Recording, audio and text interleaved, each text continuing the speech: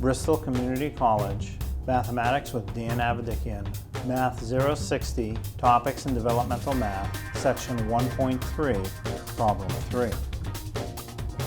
This is Section 1.3, Problem 3.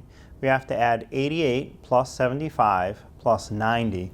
Now, this problem is presented in the horizontal format. I prefer to add the numbers vertically, so even if it's given horizontally, I will spend a slight bit of extra effort to rewrite it in a vertical format and then add going down the columns.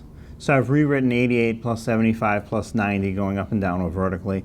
Now I can add the far right column. 8 plus 5 plus 0 is 13. So for 13, I put the 3 and carry the 1 from the 13 to the top of the next column. And then I will add 1 plus 8 plus 7 plus 9. So 1 plus 8 is 9. Then 9 plus 7 more is 16.